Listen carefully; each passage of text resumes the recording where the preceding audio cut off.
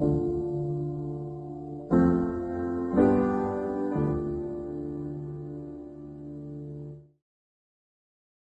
excited. I think it's good to actually do talk about something film related.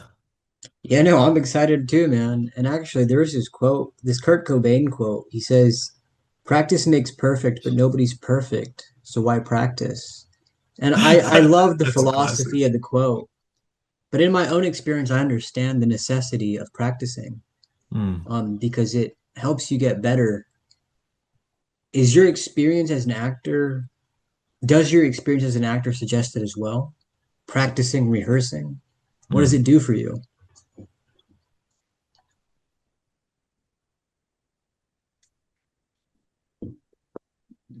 Hmm.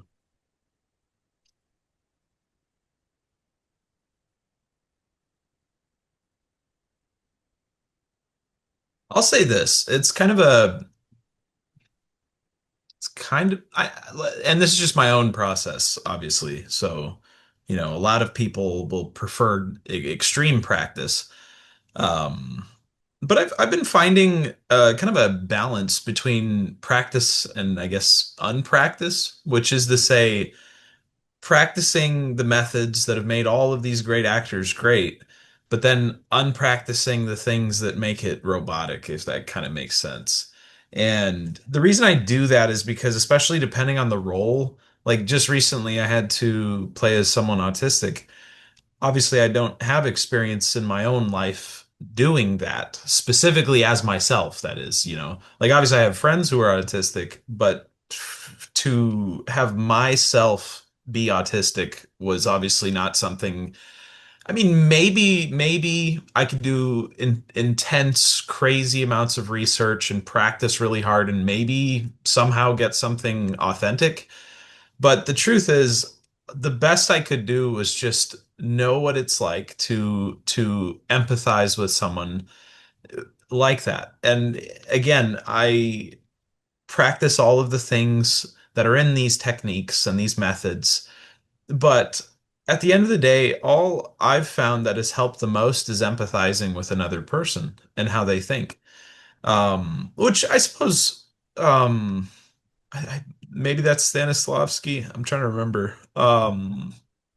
I know the method. I don't remember which method teaches it. But obviously, uh, the same way some people say acting is listening, in the same way, I feel like acting is empathizing. And all I've really been doing, unless it's like, something really cartoonish or quick or fun, is empathizing. And so my point is can you practice empathy? Yes, but how do I put it? Like it's difficult to explain that. Well, this Like is interesting practicing what you're empathy. saying right now because something I've noticed in myself lately, Yeah. I find it hard to be fake, Right. and I realize that. And so that makes me wonder, but isn't acting being fake? Or no, it's just an imitation of empathy, or it is actual empathy translated in a different Mm. way. That's a really, really good way of putting it. Um, that's kind of my philosophy when I go into acting. And the struggle, this is the struggle I experience to delve a little bit more into a direction side is unteaching the fakeness, I suppose. And some directors have brilliantly put it as simple as just look, you get them in on set for about an hour and let them just repeat a scene over and over. Eventually that acting goes away. And what you'll find is the acting that people are doing is exactly the definition. Acting. They are acting. They are pretending. They are faking. And depending on the film, especially if you're going for a more realistic film, obviously you can't have people doing these highfalutin, huge expressions like they would in, say, a theater, or you can't have them doing these really, really small expressionist kind of film behaviors when you're in a wide, extreme shot. And finding a balance depending on the actor is very difficult. Now, obviously, there are very good actors who you put them on the widest possible, as extreme as maybe a 9 millimeter focal length, super, super wide shot. They're going to act just like they would super big so that the camera can actually see what's happening. And then when you get them in that tight kind of 75, maybe even 100 millimeter shot, it's like they know exactly how to tone it down and bring it in perfect. These are Yeah, all technique, Tom but Cruise, he emphasizes that about yes. like understanding the camera lens and what it does. What does he mean by that? Could you explain that to me? So, just a very, very quick basic rundown. Focal lengths just simply refers to how close or far the subject is. I think that's the simplest way of putting it.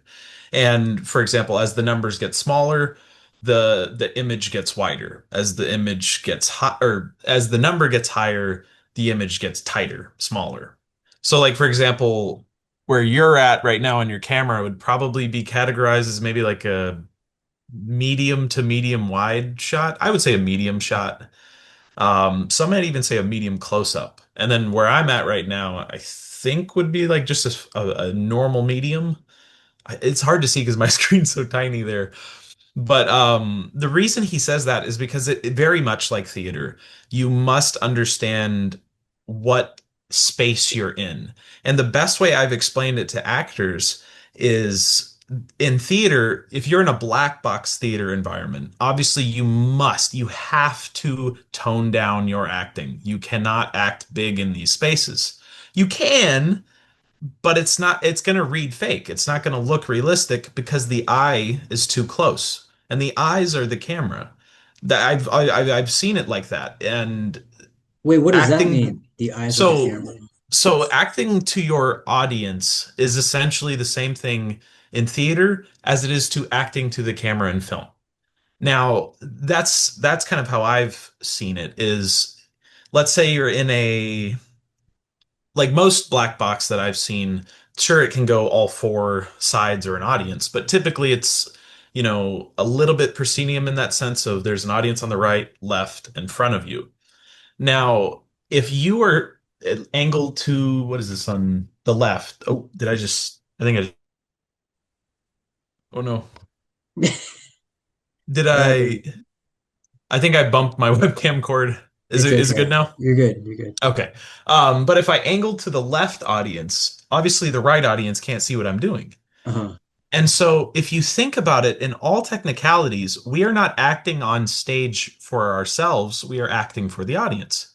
And so that's why, obviously directors will be like, hey, you know, okay, I know I told you to look to the left here for this whole dialogue, but if you do that, then the right audience isn't going to get to see you. And vice versa, if you turn around, the front audience isn't going to get to see all of you.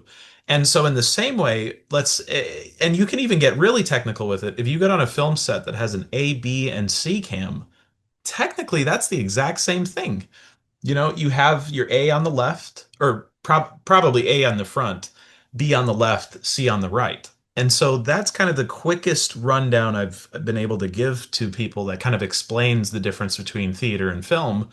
But in this case, again, black box, that is your kind of 100 millimeter shot, really tight, really close.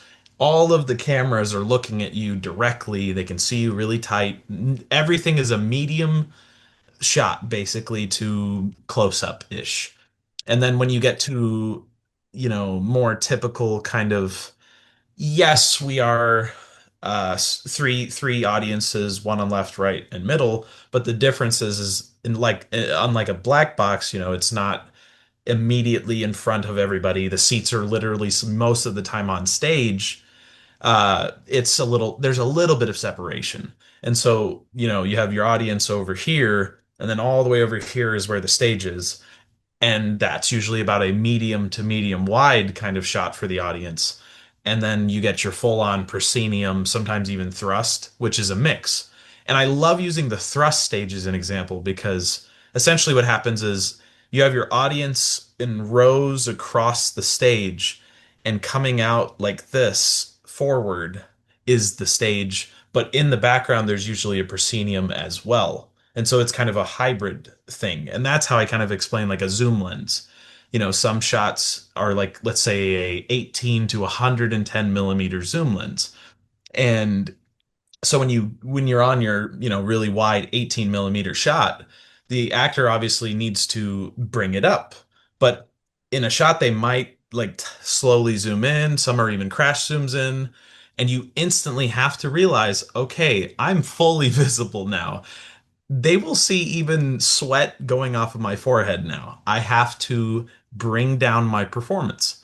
And some people are very, very good at doing this. One of my favorite examples, to use one that's more accessible, like not everybody knows Sergio's work, but to use a more modern example, DiCaprio was excellent in doing that in Django.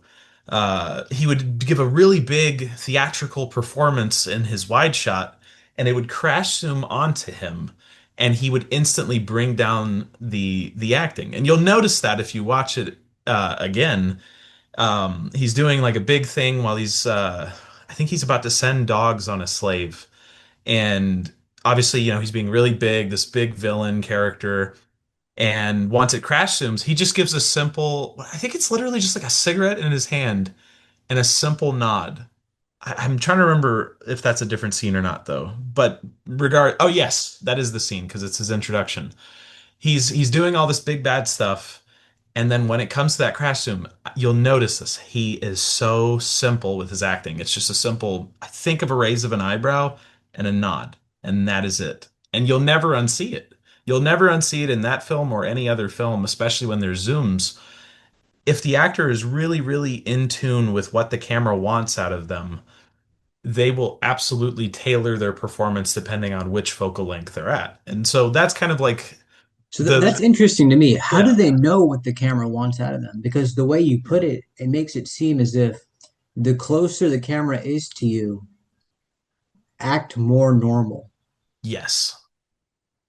Yeah. I think that like that is basically I gave the 5 minute explanation, but that is like the one sentence answer as to what to do. It really like Yeah. that's the best way. And Tom Cruise, some people will knock his acting, but the truth is he was acting in a time where everything was pretty much medium to close up shots, and or wide, but everything was really tight on him, and so he just was acting very normal, very relaxed, very realistic. And you'll notice that's why he got the more realistic, more relaxed films. One of the biggest ones where he broke out of that was, I believe it was Magnolia. Yes, Magnolia, where he's grieving his dad. That's a great, great example of kind of breaking out of the more realistic acting. But the issue is a lot of actors stay stuck in this realm of unrealism, especially, and here's the issue is, and the reason why you'll find film actors are usually a lot more realistic than other actors is because theater actors obviously maybe one or two shows they get are very grounded, reality based shows, but the like 100 other things they'll work on are these big, grandiose, unrealistic nonfiction type works. You know, if you're trying to see what it's like to live in the old time London, you shouldn't go to Sweeney Todd. It's not going to give you a good example. Um, it's obviously this very fun and caricature of what that would be. And you have to be these big, bright, interesting characters. Whereas when you get in real life, people are just walking down the street trying to get to work. And then they can take off their boring mask, and if they even want to, some don't. Some literally walk out of their house, put the mask on, go to work, finish the day, come home, and then finally take it off. And I know some people like that. Uh, I don't know how they do it, but it helps them. And sometimes I'll even find myself doing it if it's been like a really long day. I plop that mask on and I'm just like, all right, time to get on with the day.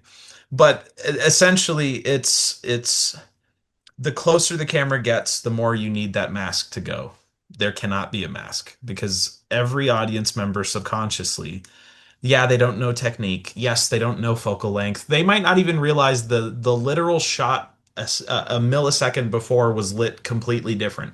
They don't even register it. They don't care. There could have been a whole sun in your face, and then the very next shot you're speaking after it goes to someone else, you're completely the sun's gone. Most people don't even notice. Uh, sure, maybe they do, but the point is most people don't even care. They'll see it and just be like, "Well, I'm watching a film. It's a film." You know, Yeah. I love but those but stupid movies emotions. sometimes.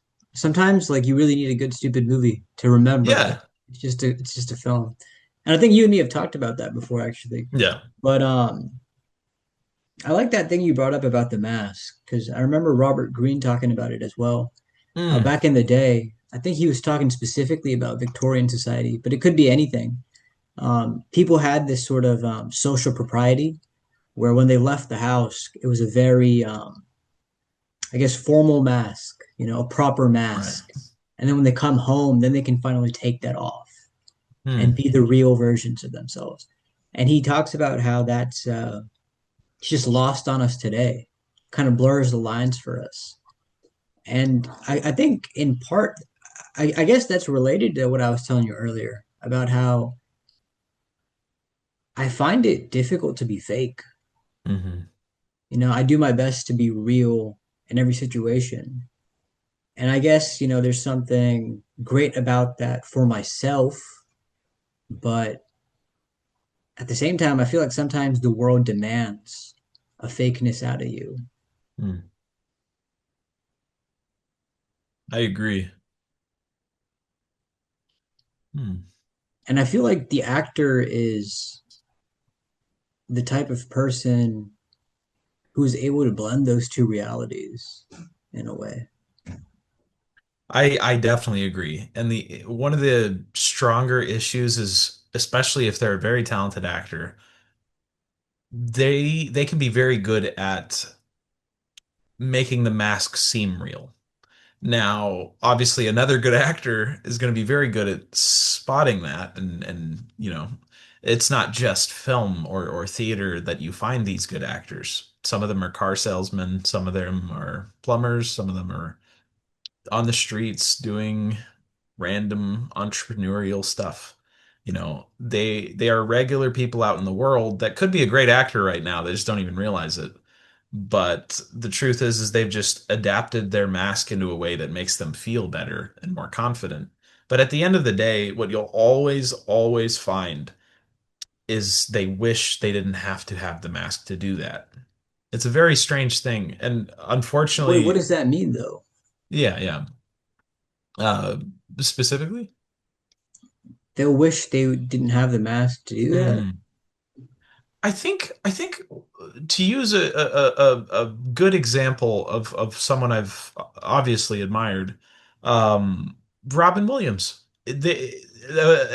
According to other people, he would do these insanely long, intense, amazing performances of just um, what would you call them? I guess live talk shows. He used to do that a lot. The people would have him come on, and he would just do his act for a super long time, do really well, and then supposedly he would come backstage and literally just be the calmest person you've ever seen, exhausted. Like he would come out, do his thing, and just come backstage exhausted, completely wiped out. And I can only imagine that that's probably more of who he really was. You know what I mean? A sober soul. Yeah. And it breaks my heart because obviously, how do I put it? He's the type of person that most people would say this about. And I'll say this. Most people would love to have him around at random events and times and do that. But to truly have someone that loud and hyper, most people don't actually like these people as friends or in I've private, noticed that in close real life. environments. I've noticed Yeah. that in real life. That's interesting that you point that out. That's true. Mm. And I truly think there's a part of him that would have enjoyed just playing video games with his daughter and children. Children, I believe. I know Zelda, obviously. I'm trying to remember his other kids, but um, you know, And I relate so much.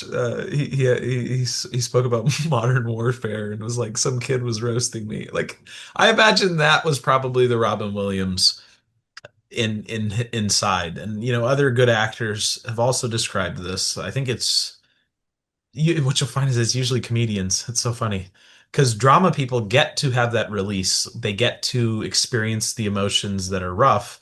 Comedians usually have to always be the funny guy. You know what I mean? And I think that's one reason I'm a little happy to be doing drama a bit more, is because I don't have to.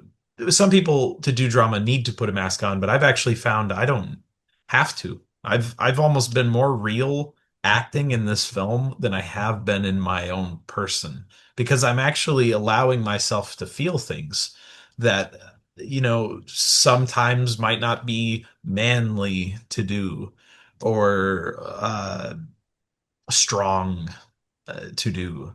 And it's helped me in my own life. I've actually where I've already been super self-analytical, I haven't always been self-emotional, I suppose, for lack of words. I don't know if you feel that way as well, but Say that part again. I'm not sure I caught it entirely. uh, I've what was it? I've always kind of been more self-analytical, but I haven't always been self-emotional. Again, that's I'm my not sure I own understand what wording. that means. Yeah, Self-emotional? I'm trying to word it correctly because I know self-emotional isn't a word I mean, it or a sounds cool, but I phrase. wonder what you mean by that. Yeah, Yeah. self-emotional. Like in Aware of your touch with my emotions. emotions. Huh. Um, That surprises me because I feel like you would be somebody who is. well, But how do I put it? Like when it's just me in a dark room alone thinking about things, you know, it's it's not always easy to go, okay, well, why did I say that? Or why was I rude to myself after an experience? Like, you get home and you're like, man, I shouldn't have said that, or I should have done this and I didn't. Like there's so many times I'm just like, why did I even do this or why didn't I do that? And I truly think it's because I just haven't been in touch with my emotions and I've just been very, you know, how do I put it? Like I don't know how else to put it. Um, but since doing more dramatic work, I've had an outlet to express these kinds of emotions, uh, that's and interesting it, to it's me. helped. Yeah. That is fascinating to me. You know, Marlon Brando, he talked about how we're all actors. We're always acting. Yes. And that's true, but here's the thing. What distinguishes actors is that they're able to somehow catch that spark that we're all doing Mm. seamlessly, intentionally. Like I remember my kid brother, when I would make short films, he was a natural actor. I'm Hmm. talking to a kid who's like 5, 6, 7. He was just natural at it. And I'd always notice that. And I'm like, he's just a kid. Like, how is he so good at this? So, Yeah. what is it? Like, what distinguishes the people that are able to, Mm. I guess, capture that spark seamlessly and express it so realistically?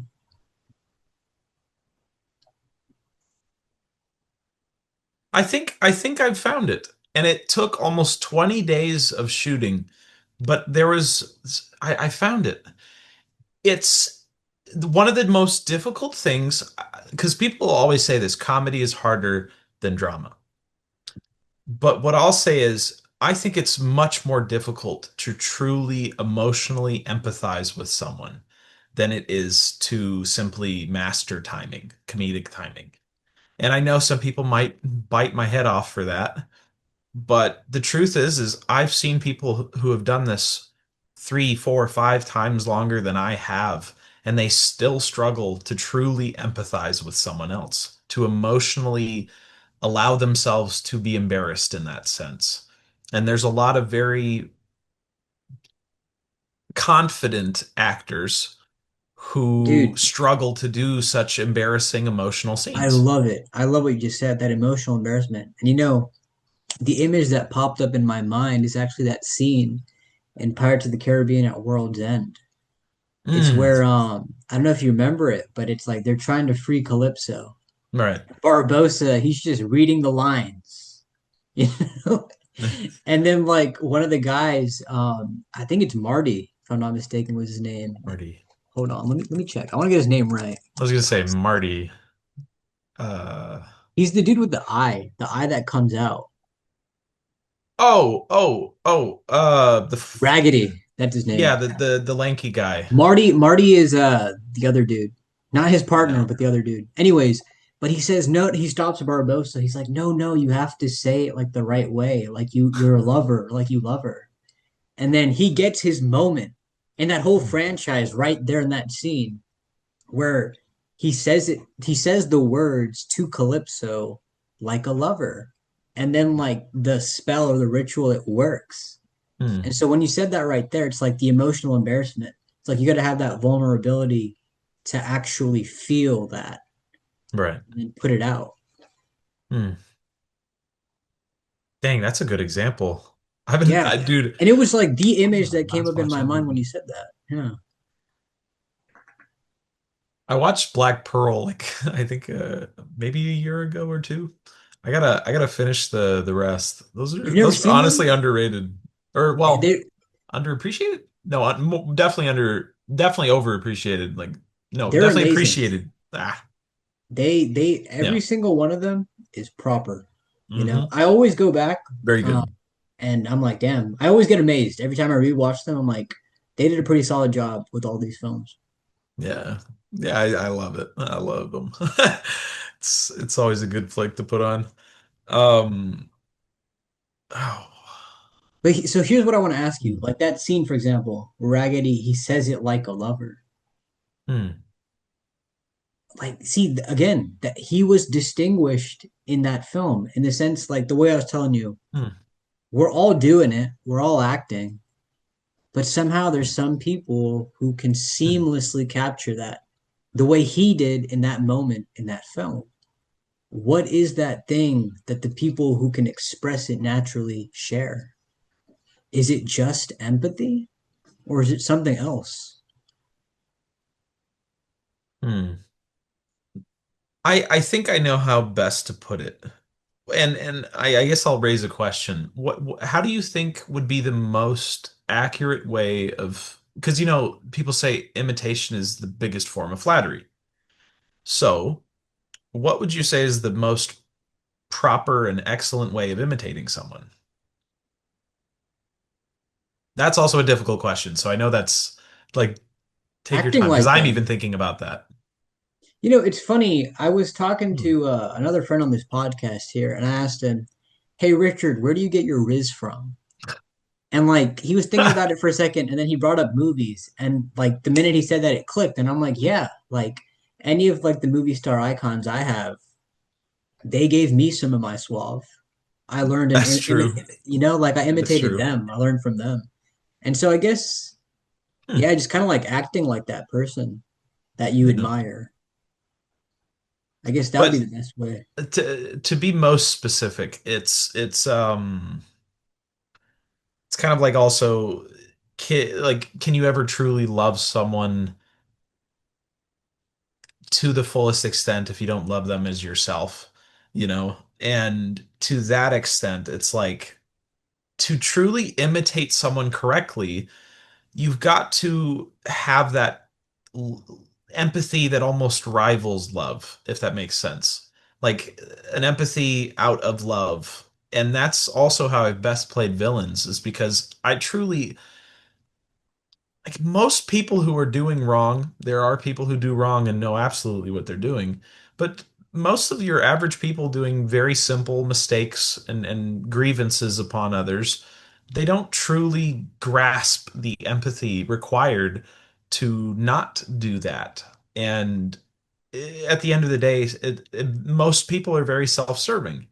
And if you have someone who, no matter how talented they are, how much technique they have, if they are called to play someone that does things that they don't like, you'll almost always find those people don't act it correctly. And that's why usually you'll find also when people are casting villains, you'll notice the actors sometimes, most of the time, share those traits. Whether it's because most villains are just simple behaviors. It's extreme confidence or extreme arrogance or extreme knowledge. It's these extremes that typically people don't like because people don't like extremes most of the time. They like manageable, tangible, easy going. And that's why a lot of confident, relaxed heroes are the way they are. They're very simple. Villains are very much the overdoing. And you can go to comic book heroes and villains, and you'll find that's exactly true. The villain is very much the extreme confidence, extreme outgoing, extreme dialogue, and the hero is usually more grounded and reserved and relaxed and simple. Uh, sure, they can be very intelligent. Batman and Spider-Man are good examples, but at the end of the day, they're still reserved. They're simple in that sense. They explain it simply, which obviously Einstein says means they probably are a master of that, you know? Um, but in that regard, most of the time, not just writing, film acting, theater acting, it requires empathy to the point of nearly love. Like you truly have to love the person to empathize with them and portray them accurately. That does not mean you have to condone what they're doing or like what they're even doing, but to simply understand, okay, here's why they could have done what they did. By doing that, that actor is going to be a lot better. Nicholson is a great example. He'd always try to He's find great. the things he can relate to, the things he can empathize with. And obviously he's not a dickhead, pardon my French. But can he play one? Yes. And it's because he can tap into that and empathize with the characters. And what you'll Yeah. find is a lot of older actors, that's what they would do.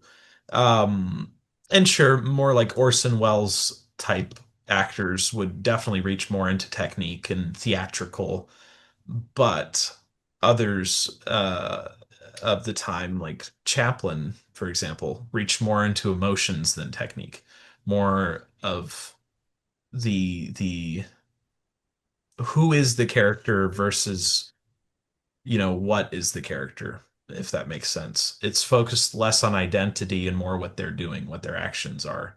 And then the other is identity and simply, okay, this is what they do. This is what I am assuming them to do. I like what you said there. Hmm. How does a person bridge the gap between fake and felt? Hmm. Ooh, that's a good rewording. Hmm. How does an actor bridge the divide between fake and felt? I tap into Orson Welles again. And he said wonderfully, he said there was I don't remember who the actor was. I wish I did. But he said this actor he really admired. He watched him go from theater to film and saw him and was like, "This is terrible." On set, he was like, "This is terrible. He's not doing anything. I don't think I can like this is going to be terrible when it comes out and I feel bad for him." The moment it got to theaters and he watched it and sat down and watched it, he was like, "Oh my gosh, this is the best thing I've ever seen." I thought he was terribly overacting. And that's kind of the more old school way of putting it is just simply acting versus overacting.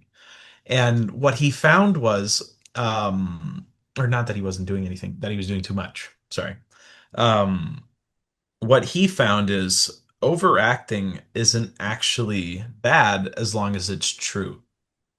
There must be truth in the acting.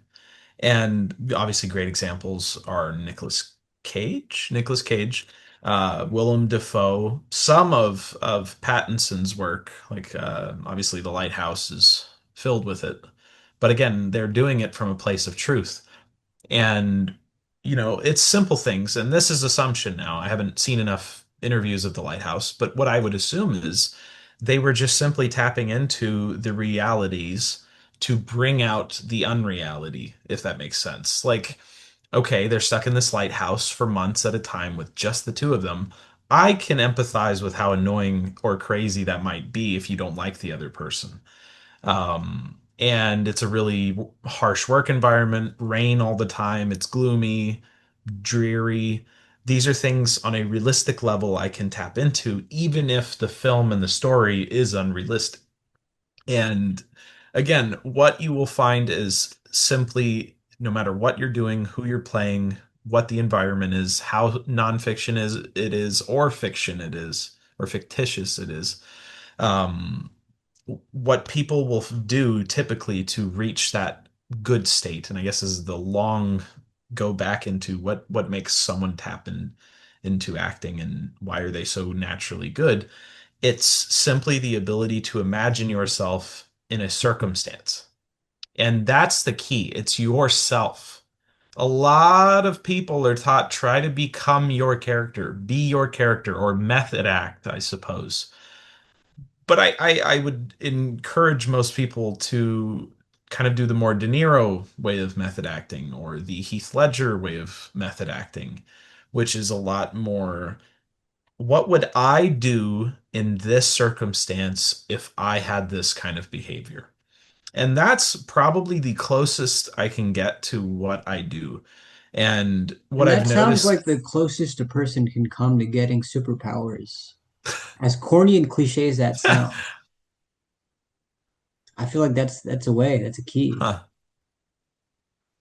Because I mean, think superpowers. about it. Like you got to imagine what would I do if I was like in a way Oh, I see. tailoring your reality. Hmm. Okay, what if my life was like this? Then what would I be doing? And if you're serious about that, Yeah, you have to be damn, serious. I do wonder what kind of realities could you live by just the actions you take? Well, if I may, I don't know the scientific response to this. I have seen some things where, for example, in I believe the study was just for theater because obviously that's just what they were basing it on. That was, I suppose, the testing ground. But what they found is by simply engaging your body kind of response. Like, for example, if they had to fake punch or fake fight with someone with swords or whatever, what they found is typically most of the actors would find themselves reacting through their body like it actually was happening. Even if it's fully choreographed, even if they know everything that's going to happen, somehow their bodies are like, nah, this is crazy. We're in fight mode. And so that's also why apparently some people will have issues mentally or physically after long enough runs of shows is because depending on what they're playing, they can literally tap into a part of their I want to say it would be mind. They can tap into their mind in a sense that makes it feel like it's actually happening. And so some actors who especially go really method somehow bring themselves into, for a lack of words, I guess a psychosis that brings them that way. And I worried myself on this film for the one reason. For some reason, before every shoot day, I would feel sick. Like I would literally get sick in my body, and I would almost always have a cough when I would shoot as this character. The moment I was done shooting that weekend, it either slightly stayed or totally left the next day. Usually it would stay. But what I kept finding is I mentally am like, no, I'm not this character. But my body was like, oh my gosh, we have to play this guy in this terrible environment. So in that case, you're sick, buddy. And it was the strangest thing. I seriously, to this day, and my wife can attest to the fact, and cast and crew can attest to this, I was almost sick every single day of shooting. I think I was every day. Just obviously, some days I could kind of power through it, and I kind of, especially once I got to like the fifth, sixth week, I just kind of powered through it and just kept telling my body, like, "Hey, man, chill out. I'm trying to perform." But I remember one of the days we were at the theater warehouse location.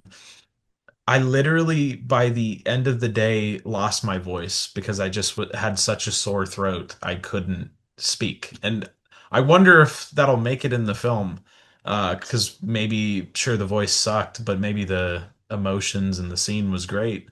And maybe people will actually be able to see it. But dude, I literally was unable to speak by the last hour of the day because it was, I mean, I don't know how I did it, but I was literally feeling sick for some 12 to 14-hour shoot days, and I'm having to do so many different things at once. And I think that's probably like I have never had to do something so strenuous and mentally difficult and embarrassing. It was truly embarrassing to direct some of the first weeks because I was just so overwhelmed.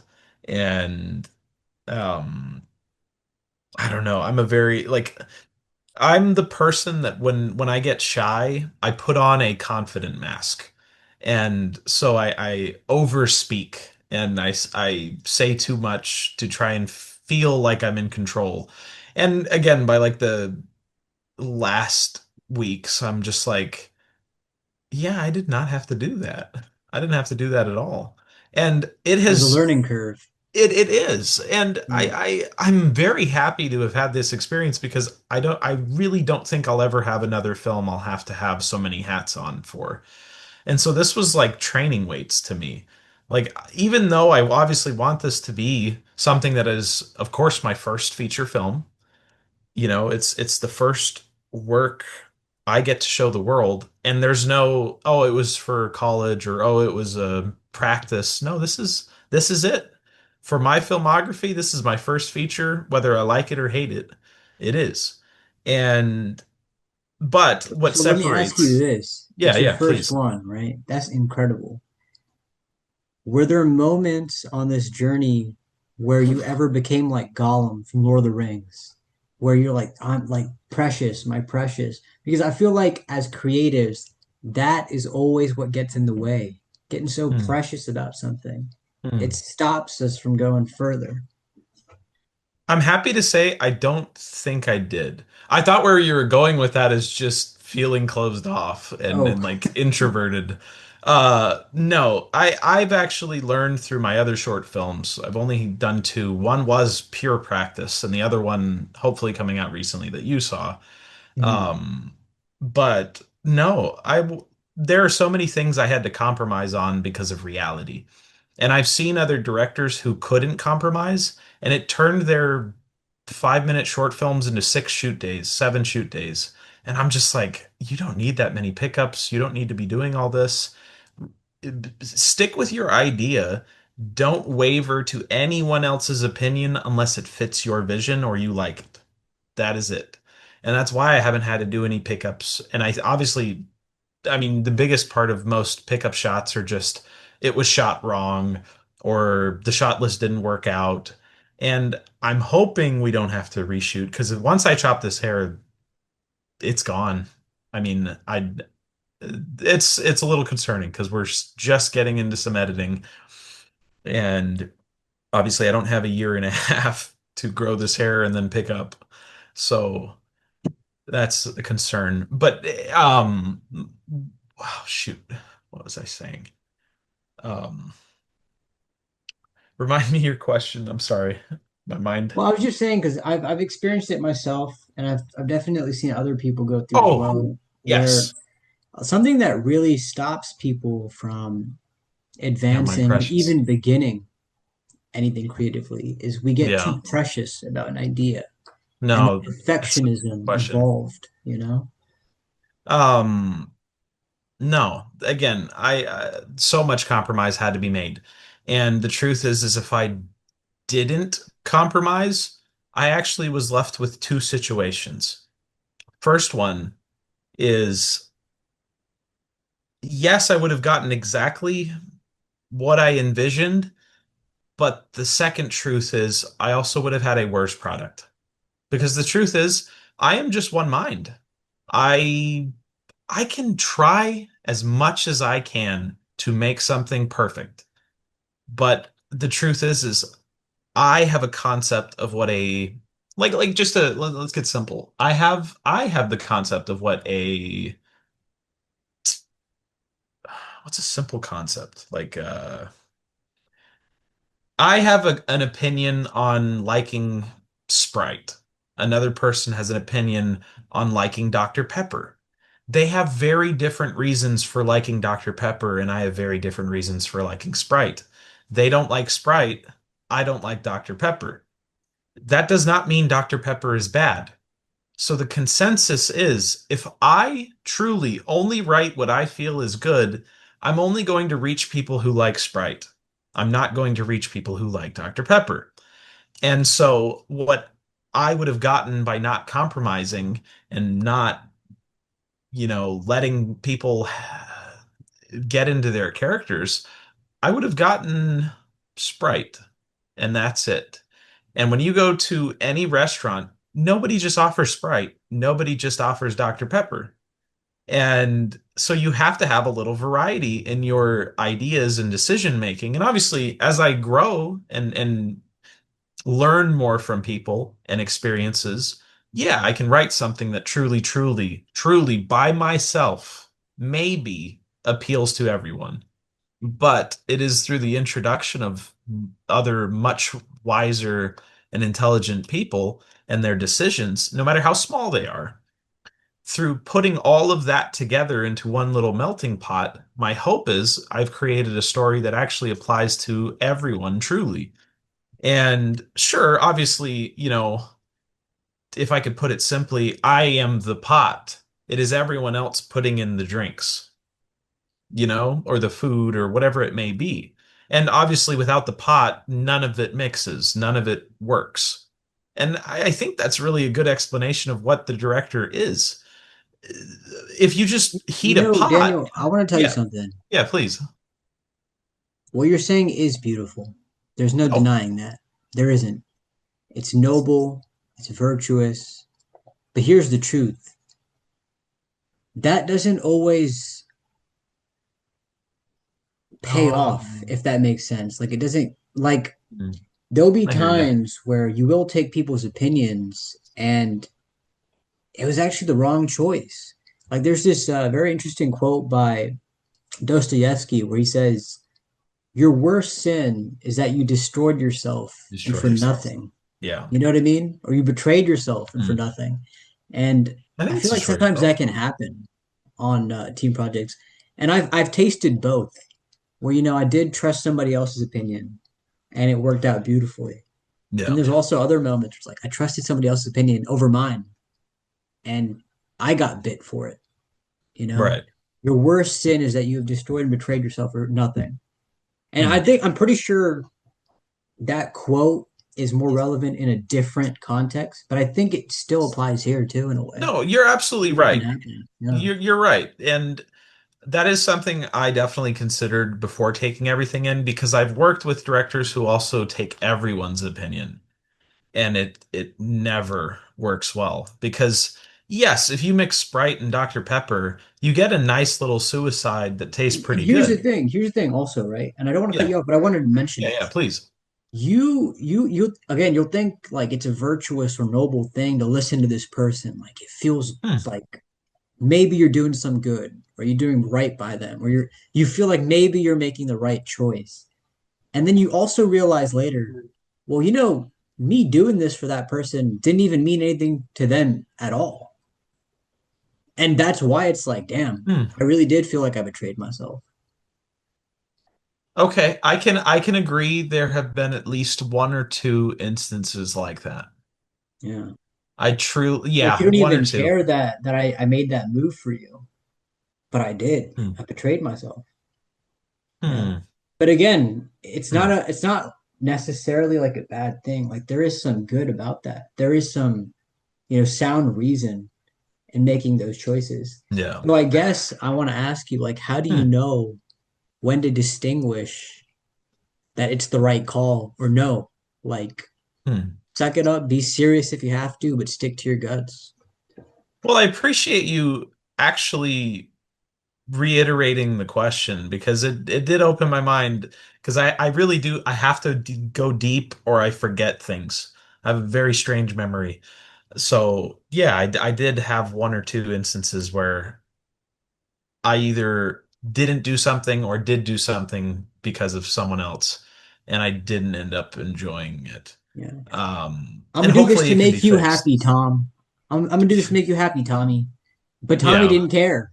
Yeah. Tommy don't care about this 2 months later. Hmm. But you will. You know what I mean? That's a very, very good point. Yeah, especially creatively, man, because I've experienced it sometimes. Right. And I feel like again, I wanna reiterate that Hmm. there is a time and a place for that, for sure. Hear Yeah. somebody else's opinion and take it in stride. But sometimes But like, no, my gut is correct. I'm not being too arrogant. I'm Mhm. not being too old school or one-sided. Like I feel that this is correct. I gotta stick to my guts. No, you're absolutely right. And how do you distinguish it? I think a good example is different ways to eat meat. And I think it's very simple. Or, if you're someone who doesn't eat meat and can't understand that, different ways to prepare I was telling my uncle the other day, I was like, vegans, who are they anymore even? I yeah, felt like that was such a big thing for a few years. I don't know any yeah. vegans anymore. That's a, I actually don't think, do I know a Veganism, is vegan? it extinct now? Like I feel like I don't know anybody into Where that, have they gone? right? It's like hippies, they just disappeared. How funny. I actually can't think of, I know two people who have stopped being vegan. Two. I can't, I mean, they exist. I know they exist. It's just how funny. My own space. But how do you differentiate it? Different ways to cook a dish. The reason I specify ingredient though is because obviously there are so many different ways you can use milk, so many different ways you can use a vegetable, a meat. And some of them come down simply to even how it's cut. A filet mignon versus a T-bone steak. And they do taste different because it's different types of meat with also if it has a bone or not can affect the taste. And so, what makes a good director or in general, what makes someone who can create art good? It's saturating yourself with just enough and I guess the easiest word here with this example is taste. You've got to have good taste, and that does include things you don't like to eat. One thing I've found is if I don't like a film, I ask myself, well, what is good about this film? Why is this enjoyed by other people? And I touch on the specifics of that. And I try to find those specifics in films that I have enjoyed. And sometimes it truly is just in the way it's presented. Like, for example, what's a good example? Trying to think of two films that are very similar. If you have something, let me know. Um, Two films that are very similar. yeah. You know what? Honestly, it might be the best example I can think of. Aladdin versus live action Aladdin. Not like live action isn't necessarily I love bad, both but of them. yeah. But I could absolutely see why someone would appreciate the original Aladdin, not just for nostalgia, because some things really are just a nostalgia thing. But I could see why someone appreciates it more for how it's presented than how the live action is presented. And I would imagine even if it was in the same animation style, same voice actors, same everything, simply how the second film is written out would not be as appreciated as the first one. And there are other, Well, that's an I'm trying to interesting think of other example to examples as me well. because I feel like that was one of the few live action Disney movies Right. that I liked and that was well received. I wanted to use one that was actually good though, because if I just I felt like that said, was a really good. yeah. But for example, if I said Lion King live action versus Lion King animated, everybody's gonna mostly Oh, say okay. I see what you're saying now. I'm trying to use a fair example of like it's so Okay. close, but here's why this one's better. That's true taste. Whereas, if you're just like, oh, I just don't like live action Lion King, I like animated more, it's a lot easier to be like, okay, there's a heck of a ton of salt on this one. This one's seasoned perfectly. Versus Mm. this one has really nice thyme in it, really good herbs. There's nice rosemary and thyme in this one. This one, however, has a really nice garlic kind of infusion of flavor. Two very similar things, but here's why this is going to reach more people. And I like that cooking that's really analogy. the best way I can put it. And so again, going back to director is the pot. Again, you put all the ingredients on your stove, especially if there's liquid, you're going to screw your stove up.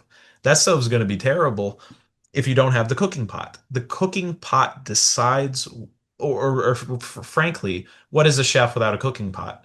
And I've kind of seen the DP as your pot, and the cook is the director. The director decides what goes into that beautifully composed, wonderfully crafted pot. And the ingredients, crew, and cast go into this cooking pot and make, well, to be honest, it's almost like, and I say this funnily, grip.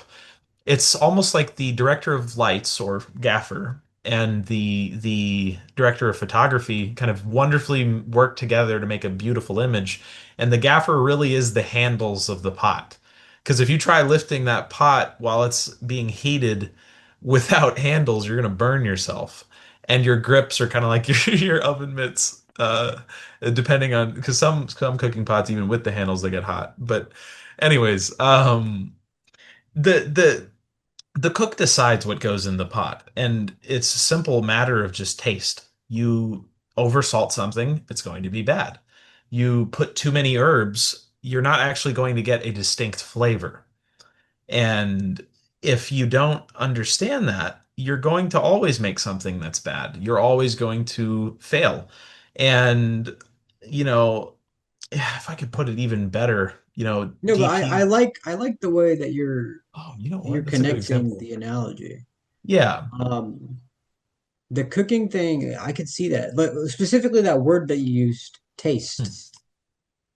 Hmm. I think that one word is sort of the answer Yeah. about, distinguishing or how you Hmm. decide on input when it's a Yeah. creative project with multiple people. Yeah. Taste.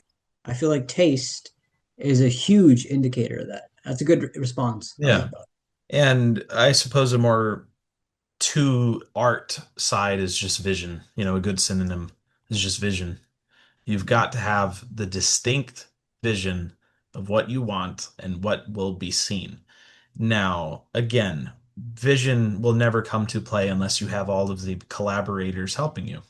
Okay, so where does laziness belong in Hmm. film? Because when I came to your movie Hmm. set, and let's make this clear, this was early in the morning. We're talking Yeah. like 6 a.m.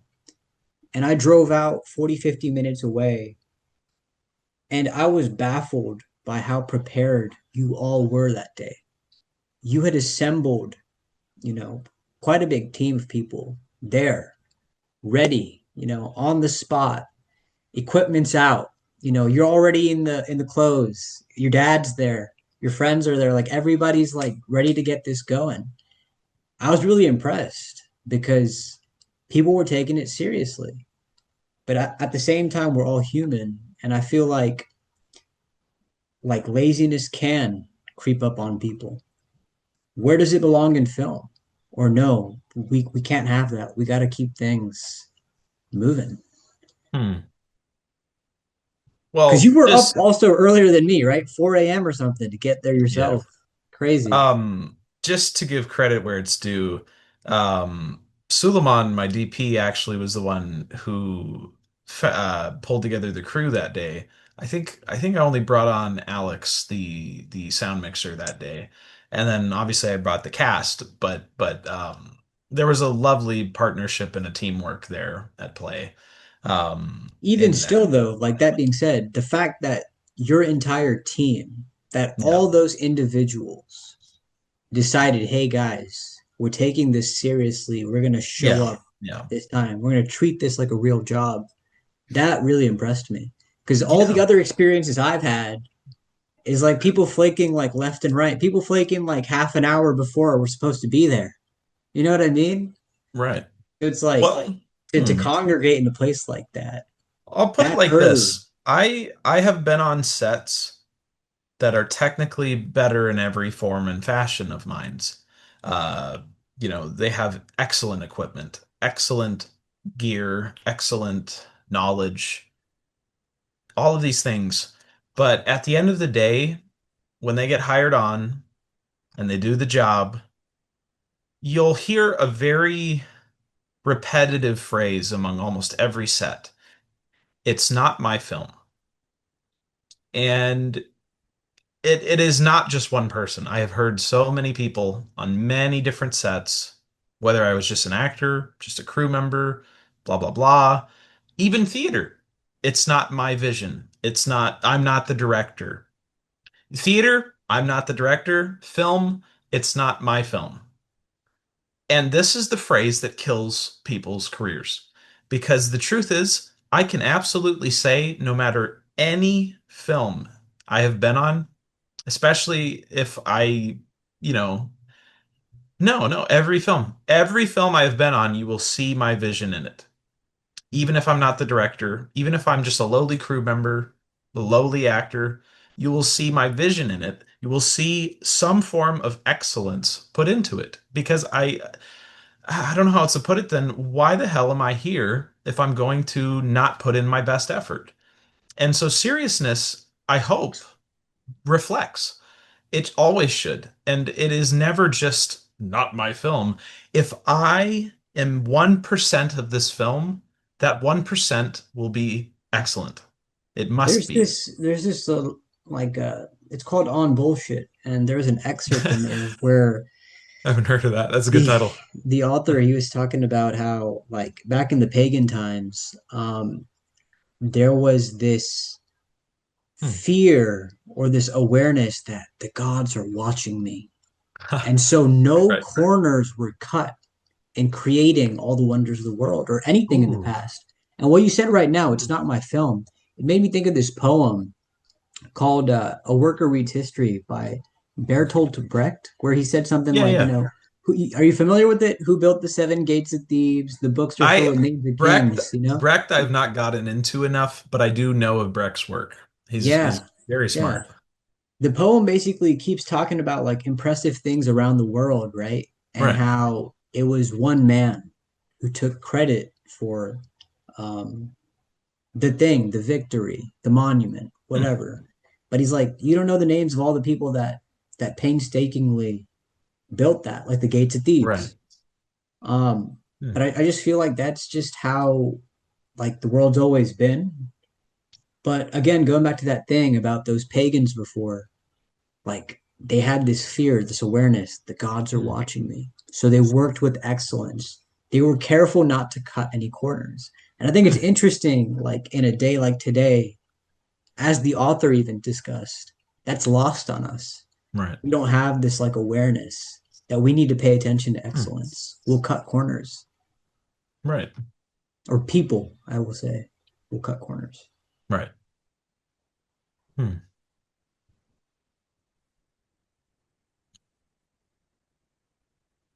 Yeah, I think that is it.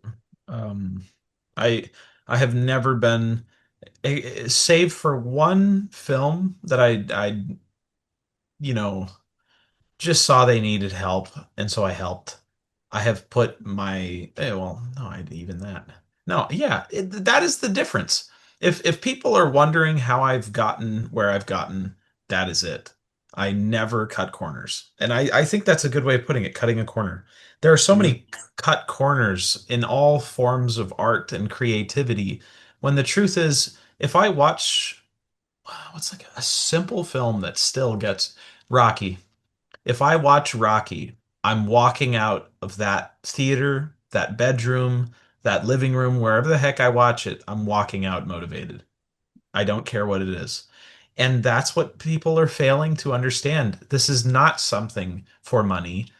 The money comes if you are also blank. Sure, there are some money grub films or shows that do make money and they do get a base of fans, but the truth is, it's forgotten very quickly. Rocky, I have never forgotten that film since the day I've watched it. It's a very simple film at its grassroots, but because it was so motivational is why it made money. It's not just it was lit well or acted well or all these things. No, the story motivated you. Yeah. It always will, it always does. Some people might not. You have some interesting taste, is what I'll say. It's a damn good film.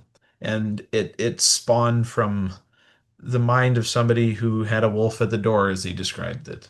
And that is always going to be much more interesting Dave Mustaine talks than, about that. I love what he says. It's the yeah, wolf nipping at your heels, and I feel like it's yes. just so true. And um, I love Norse mythology, and I would assume Yes. you do as well. But I love how the wolf is a symbol of fate.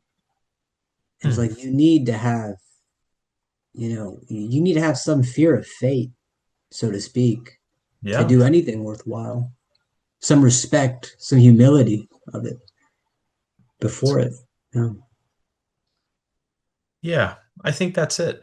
And I guess all of these things combined is what makes a good artist. Not just film, not an actor, not crew.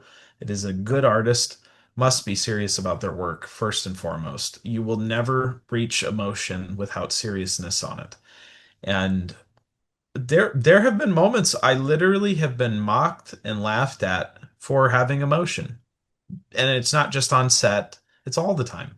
I wanted to actually ask you about this.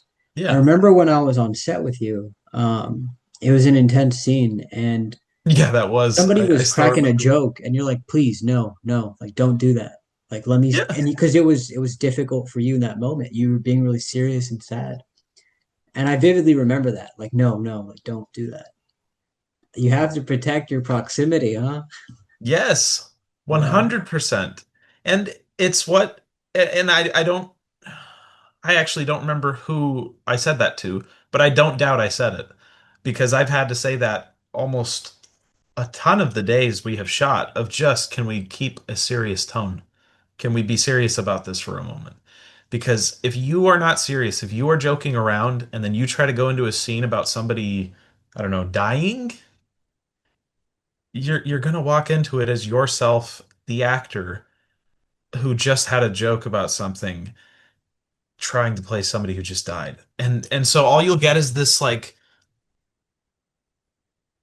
this is the best they can do for a sad emotion. And I'm so serious, and you will see it in clips, no matter the film, no matter the stage production. You see somebody try to give a sad emotion who just joked about something off stage, you're just gonna get, "Hmm." And it looks fake. It's terrible. It's there is no, you. I don't believe you. It's a simple concept. Be serious about your work. It can be a comedy, Yeah.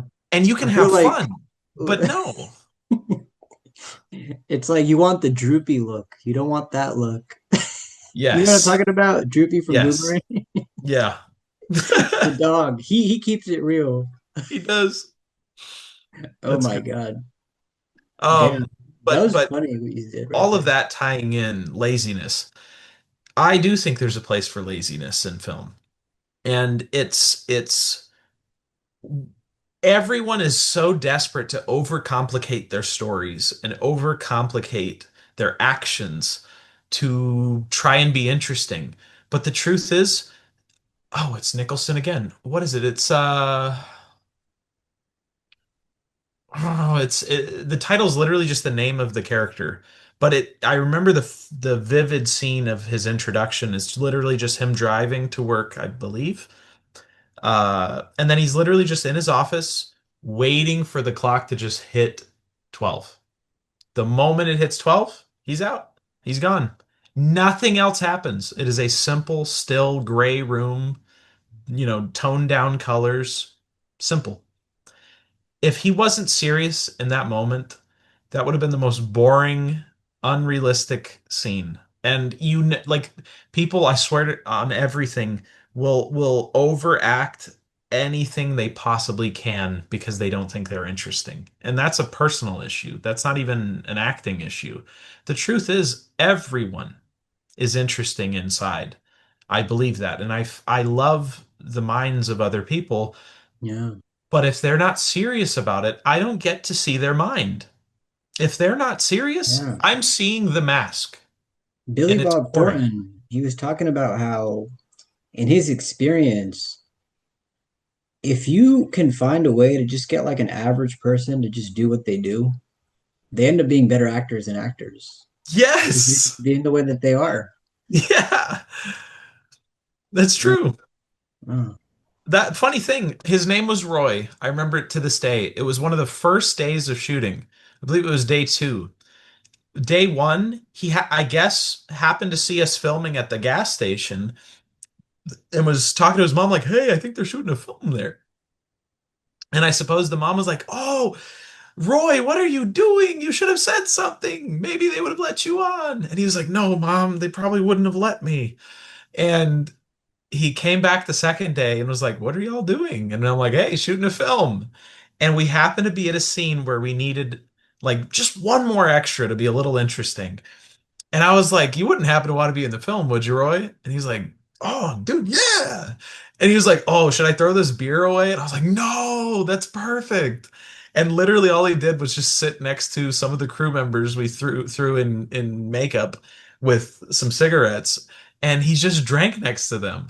And he didn't have an agenda. He didn't try to act. He just literally drank the beer he was already going to drink in a little brown paper bag he had and just drinks it. And you'll see it in the first scenes of the film. And that was some just random guy off the street. And again, I if I'd have gotten most actors to try and just drink a beer, they would have been doing all They these have to do the things whole that would have Patrick gotten cut. Star with the pinky. Yes. Like sometimes you keep the pinky in. Yes. Pinky in. I That's like a good that. example. I Uh, like that. but That's yeah, cool, like man. I'm very happy I actually have a good example of that. I truly did get somebody right off the street. And he I'm was excited great. to see that. Yeah. Yeah. But that we actually caught that in the docu. I was like, "Blake, get over here." He ran over and with the camera and started recording, and I got the whole thing. Wow. Roy was so cool, dude. That was a cool guy. He was just a short little dude with a beer can. And he was Wow. cool. He was cool. That's another beautiful thing about creativity. How much of a role coincidences play.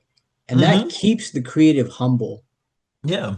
because a lot of times we feel like we must know all the answers. In a way, we become like Yes. mini control freaks or maybe major control freaks, but Yeah. it's like the coincidences keep you humble. It's like, I don't know. There's still blanks to be filled, and I just don't know. Yeah. I think kind of a good example is like obviously Orson Welles and Kubrick are very, very controlled environments. But then similarly, somebody like Clint Eastwood or what's another good example of kind of a laissez-faire director? Clint Eastwood's one of the best ones because I mean, if Would you you don't ever do consider? more than Yeah, go ahead.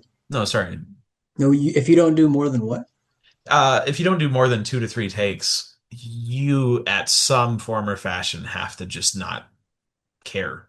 A form of laziness in that sense. You think so? I feel like in a way Yeah. there's something brilliant about that because I think And I agree. I do agree. there's a something I've been reflecting on more and more now is yes, art is beautiful, creativity is beautiful, but you Very truly true. realize how relatively insignificant it is in the grand scheme of things.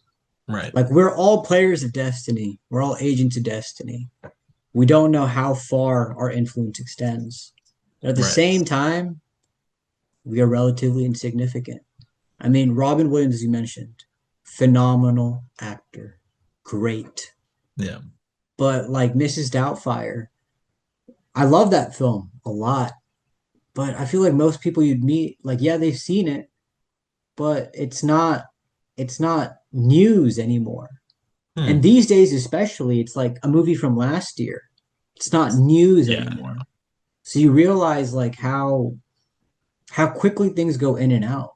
Right. And so I think when a person is like two, three, maybe four takes, maybe they understand that and they kind of like limit their options and kind of work with the best ones there Right. because they And realize the finished product is better than a perfect one, I guess. No, that's and I don't say lazy in the negative way. So I suppose if you are asking lazy in the negative way, then no. Um, Well, then I'm but curious, what do you mean by lazy? what I basically like, yeah, as I'm saying it, I'm like, no, lazy is a negative term. It's not requiring perfection.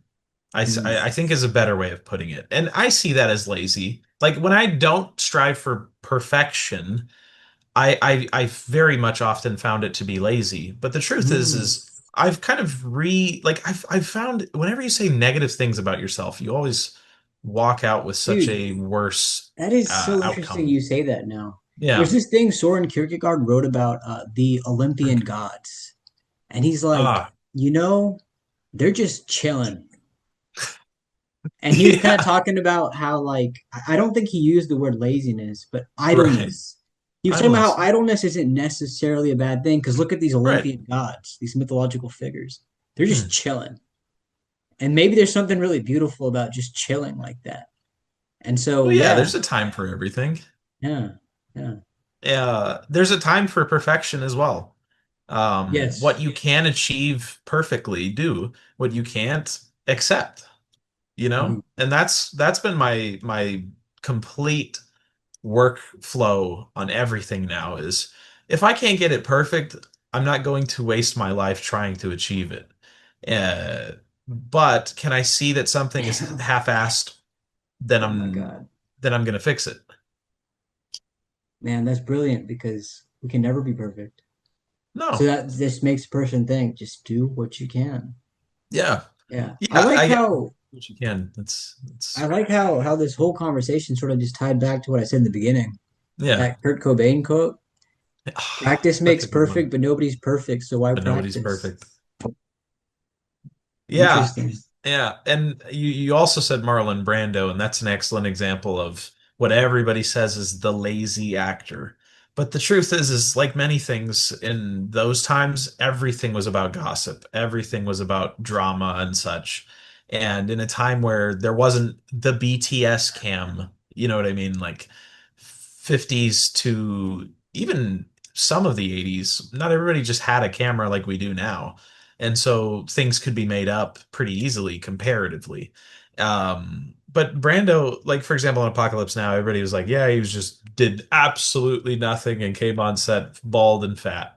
But you actually look at the sources, and that was a bunch of nonsense. What you see actually happen is he actually did have a copy of multiple of the author's books, and he actually worked pretty hard on it.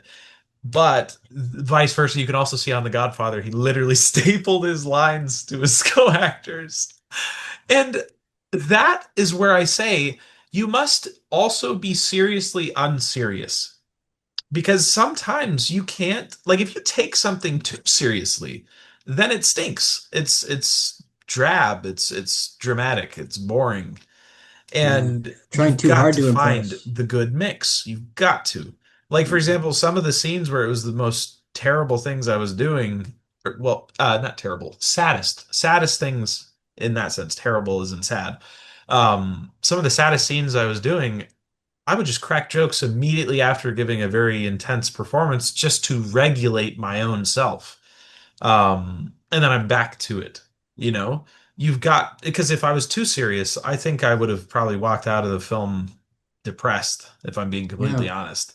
And in other scenes, it's almost impossible to take seriously because it's either written so depressingly or so funny that you kind of have to take it unserious at some points.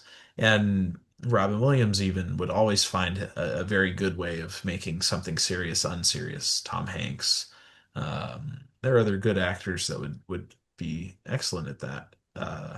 But a good example of a balanced version of that, I've always walked to Heath Ledger. I've loved every film he's He's a made. real icon. Yeah. Yeah, he was very good at taking it seriously at just the right points, at the right And level. 10 Things I Hate About You, I think perfectly depicts that. Perfect.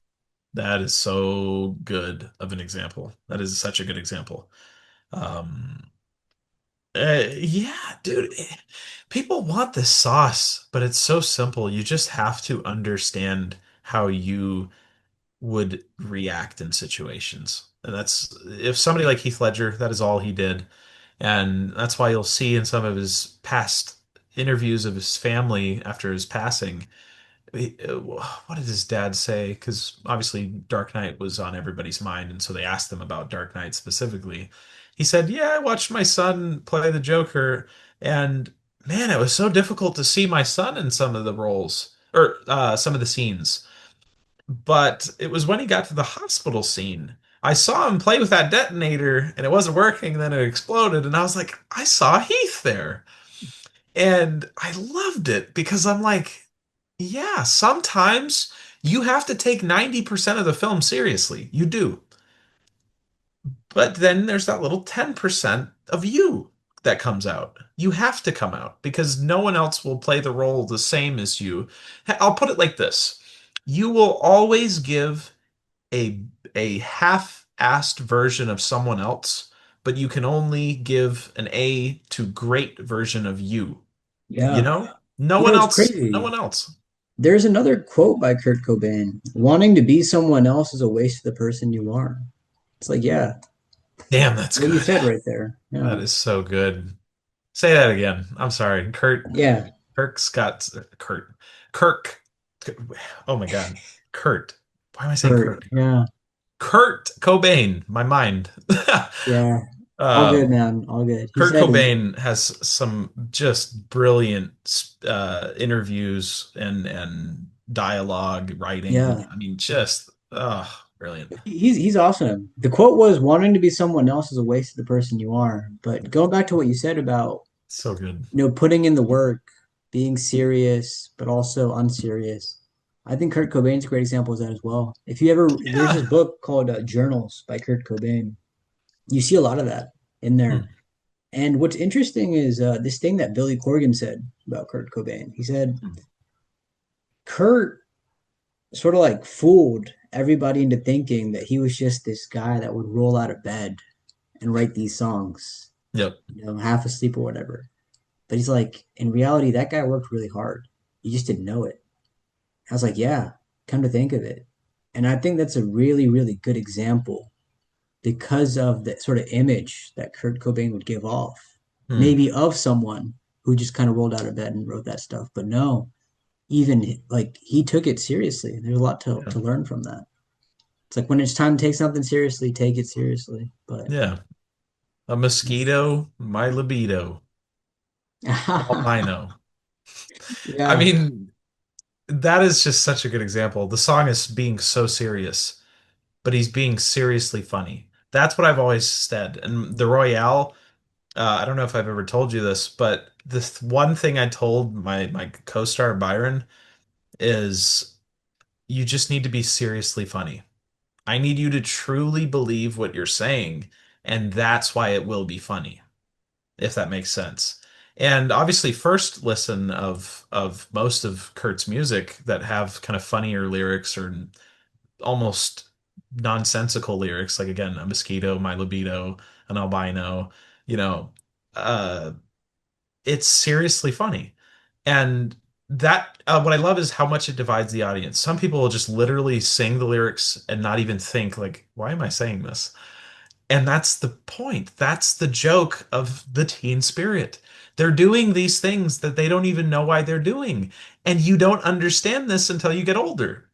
Like it's so clever. That is what music is. And you'll find as we keep getting more and more progressively modern in our music, or I don't want to say that in case somebody takes that some way, progressively. I mean that in the most literal word definition, just like as it progressively grows into more modern times, we have also seen a progressive growth of more nonsensical lyrics. And it's so funny because everybody's past is always saying, "Oh, yeah, that generation was saying this," but it's true. He managed to put that argument in such a good light of he didn't try to make it some sort of generational thing. He just simply said teen spirit. It is not this generation's teen spirit, this generation, just teen spirit. And he perfectly depicts what kids are doing right now, teenagers are doing right now. What I did as a teenager, I would sing things and not even know what I'm singing. And obviously now as an adult, I'm like, Yeah, maybe that wasn't such a good song. Maybe that was some very bizarre lyrics as I think about it. But when you're a kid, you're just like, a mosquito, my libido. You're not thinking about it. What's even more interesting, by the way, and I love that. I love what you said Yeah, right he there. was very intentional. What's even more interesting is how the generation now, like if you try to show them Nirvana, they're not into it.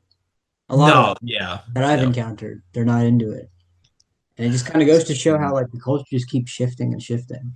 What's cool today probably won't be cool later on. Oh, Just dude, the fact that Pink Floyd is even, I guess, for lack of words, not popular as like, dude, I remember 2000s, like 2010, still Pink Floyd was like, you would see every kind of alt person like, I love Pink Floyd.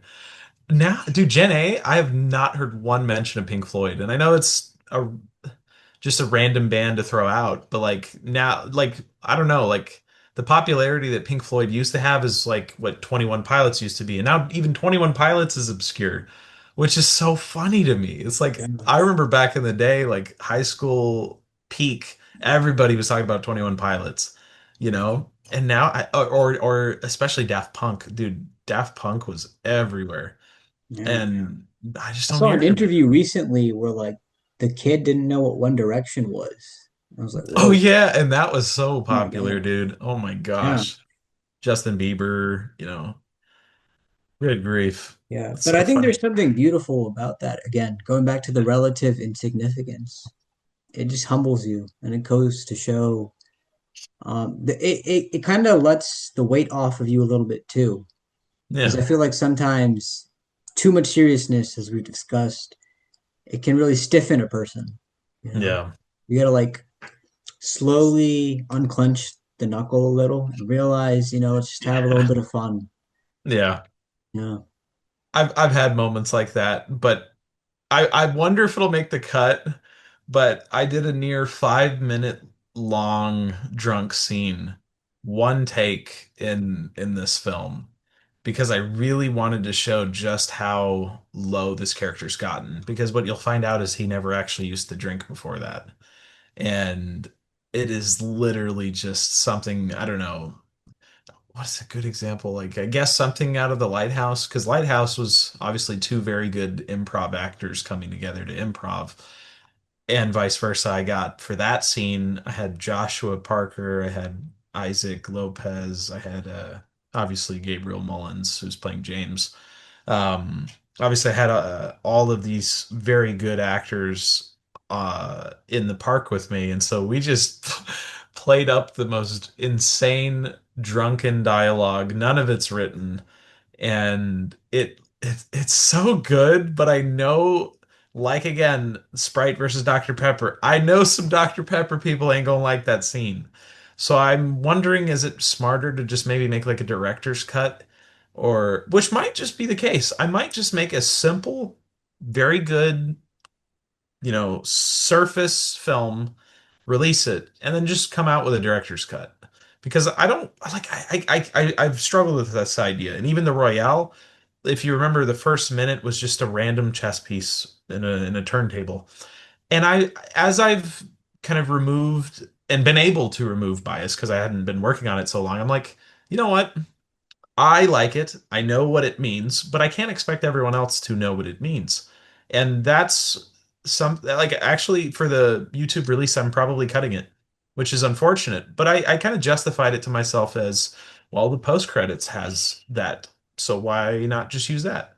And I'll have effectively cut the film down almost 1 full minute. Sure, you miss out on some great composition from Matthew, but sometimes, I don't know, you just have to find a way to make it more palatable for people. No, I really like what you said there because in a way, I don't want to say it's like swallowing your pride, but it is sacrificing. I don't even know if sacrifice is the right way to put it, but Hmm. are you familiar with the story of Kronos in Greek mythology? A little, the time god, correct? Yeah, so he was the I don't father of the exact. Olympians. That's Like right. Who were the two gods? He was a father of two gods, right? well, Or he was it was all? actually the father of six. Six. Okay. Olympians, Zeus and his brothers and sisters. But Okay, so yeah, obviously the big ones are probably the two I'm thinking of, obviously Hades and Zeus, yeah, yeah, but continue. I yeah. forget who the other four are.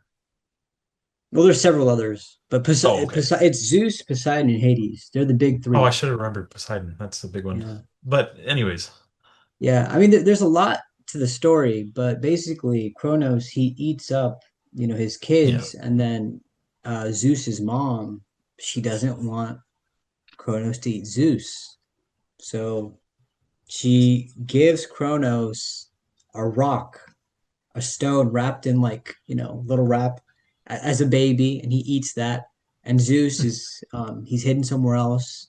He grows up, and when he's grown and powerful, he comes back and he fights Kronos, and then he kills Kronos. Hmm.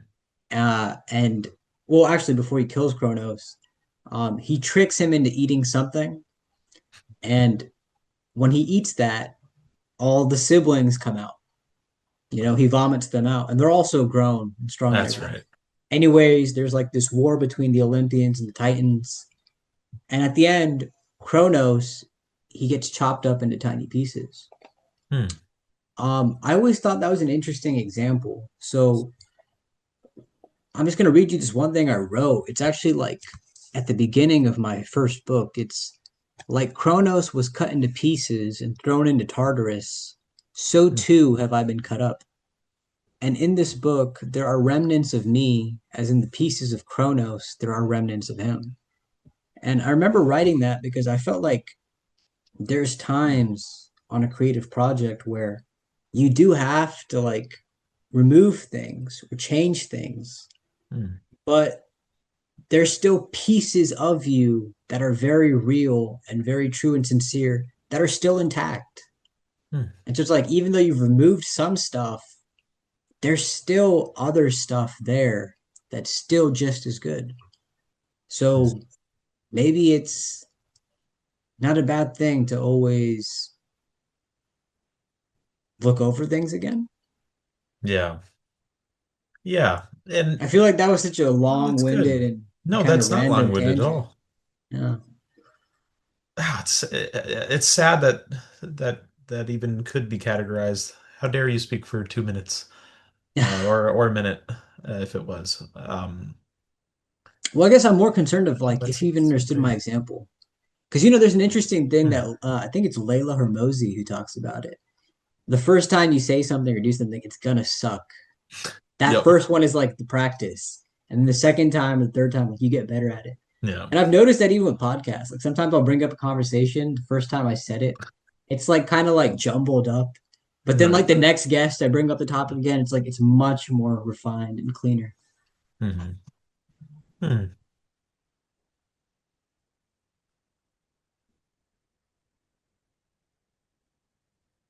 Hmm. Could you maybe reiterate the question? I want to make sure I'm answering it correctly. Well, there wasn't really a question. It was just how you were talking about Or yeah, not a you're removing that chess piece in the beginning, that's right. short film, because it comes up later on or something like that. Yeah. You've made some edit or some adjustment to the product, but Oh, it's okay because a piece of you that's precious to you is still intact. right. That's I kind think of I the think example. I think we spoke about it on one of the other podcasts. I it was basically that a script is living and breathing. And obviously much smarter people than me have made this statement. I don't know. I don't remember who said it, or I mean somebody probably ages ago quoted it before even that person. Um, but in that sense, I've always also found a film to be living and breathing. And I think that's why people get so attached to it, and why stories in general have been such an influence on society, is just how powerful it is to put people into other people's shoes. And so what Yeah. you'll find is that is why I also believe in that Brando statement that all actors are people as well, is because at the end of the day, to actually empathize and link into a story and emotionally feel something from it, inherently you're also allowing yourself to be put into their shoes. It's a interesting concept, but going over it again, if it's living and breathing, then of course there's always room for it to grow. Now, the matter is, most professionals don't have that freedom or time. Most productions, or not productions, most producers and production companies have strict rules about it. Once the film's out, you can't change it. Otherwise you could put in something that jeopardizes our profits, stuff like that. And that's why some films don't really get a director's cut. Whereas when you see films like, George Lucas, Tolkien, or not Tolkien, bloody hell, Peter Jackson, directors like those, you'll find a director's cut is because they also were the producer most of the time. They or just have a close relationship with the producer, ergo can do such. I think even Quentin had a director's cut, or an extended edition, as some would call it. Um, in what is it, Crazy Eight or Hateful Eight? Hateful Oh Eight. yeah, that was a fun Um, movie. yeah, and that's why I've said this. It's very nice to be producing and directing because I get to have the final say on pretty much everything.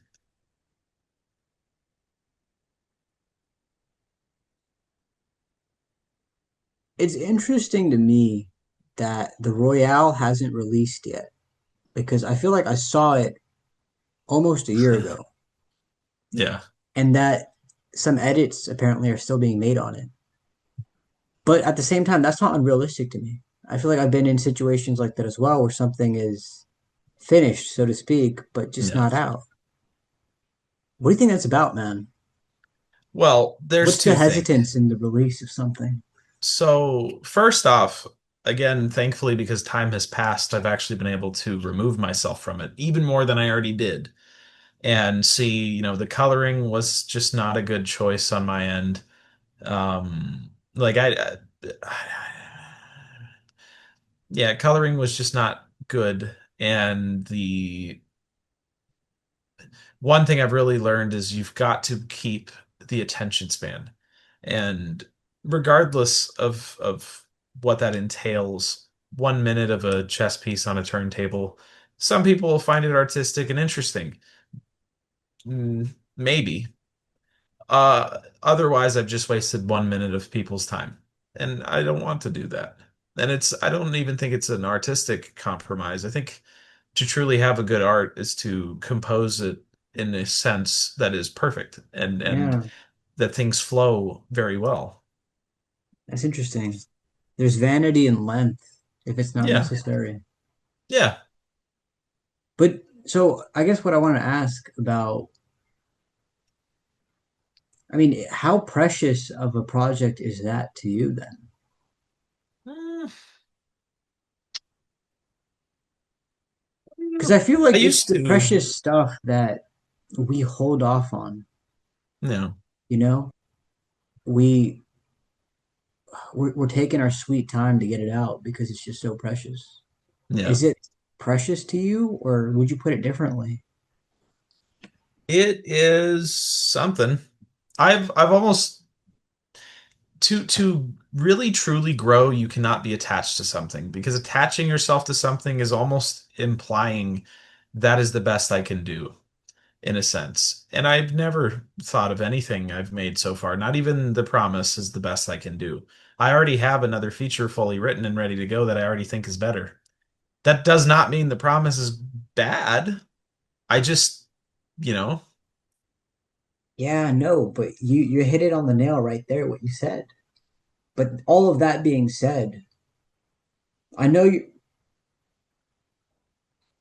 All that being said, I guess that's what I'm wondering. yeah. How come it hasn't released yet? And Oh, oh. Well, that's just a logistics thing. If you publicly release a film, most film festivals won't actually take your film. true.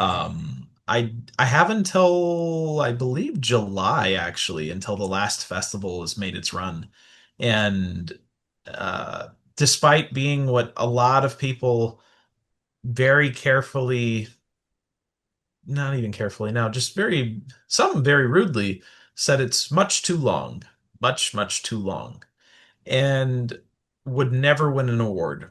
Some. And after almost 20 selections or awards, we even made it to Madrid, which is very surprising. Very, very happy about that. Madrid was just a selection, but let's be honest, you get if it was somewhere even bigger, you get Rain Dance or Slam Dance even or something like that. Even if it's just a selection, that is nothing to sneeze at. You know what I mean? Yeah. And but again, you must always take the advice, even if it's an enemy. You must take the advice at some grain of salt because the truth is an enemy has no reason to hide the truth.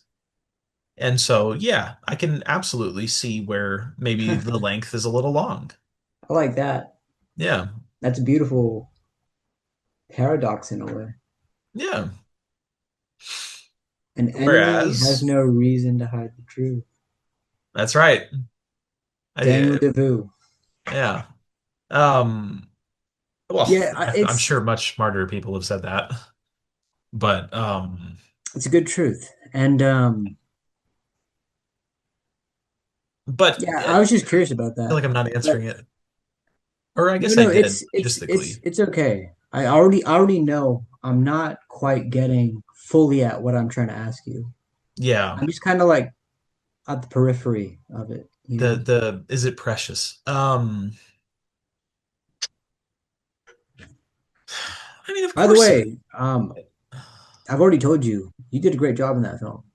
Thank you. Performance was a good one. And I specifically remember this one scene with this little thing you did, and I was like, that he nailed it. That was incredible. I know it's been a long time. Do you happen to remember what it is? It's towards the beginning of that conversation you have, Okay. and it's just the dialogue you say, the way you say it, and then something to do with the eyebrows in your hand. It's Mm. just good. This shows how many times I've seen it. I think I know exactly what you're talking about, or had to see it rather, editing. Um, yeah, shout out to my editor, Zach. Very good work.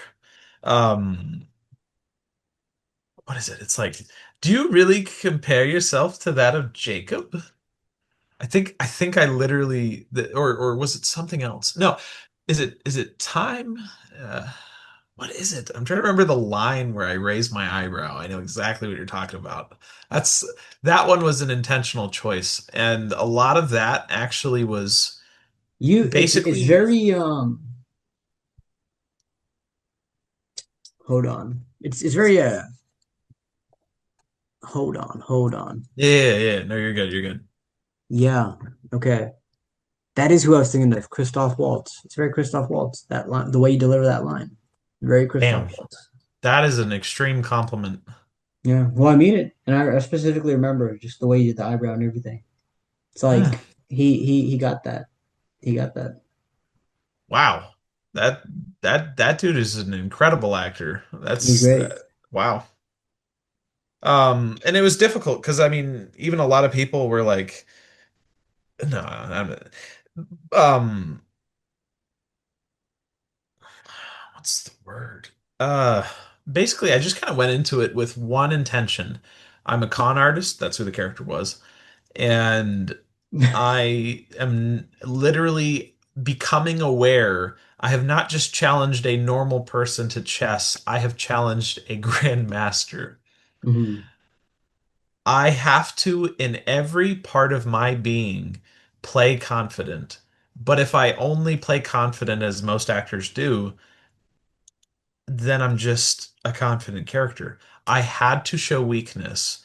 And then, second, I'm not the main character of this world. It is Wilhelm. And as an actor, I just went into it as I'm not supposed to outshine this person. And I'm also not supposed to be overly confident. There must be little hints of hesitation or fear. And that is all I did going into that. And so that's why I kind of allowed myself to be a little more embarrassing at certain points, especially the wah-wahs. Like I no shame that you could not have shame doing a scene like that or it wouldn't look right. It would just be bizarre, which it is bizarre, but it wouldn't be accurately bizarre.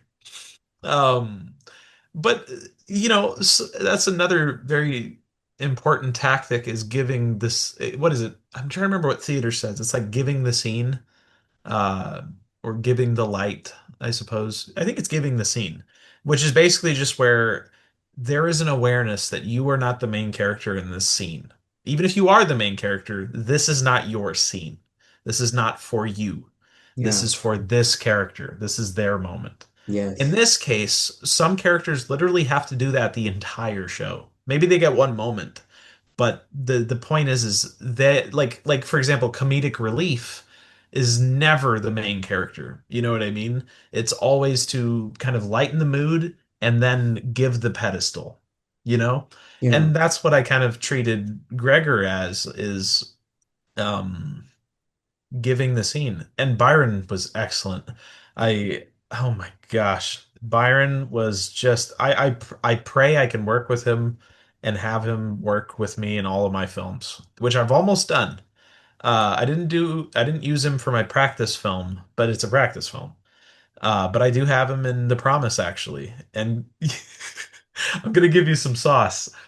I snuck one of the chess pieces from the game into the film during his scene, and he Wow. plays this homeless man who's just gone. He's not in a funny way, like genuinely depressingly is just hating the world and gone. Very quiet, very reserved. But I sneak in one of the two, I believe it's the king and the queen, or it is the bishop and the queen. I can't remember which, but I put them right next to him where he was sleeping.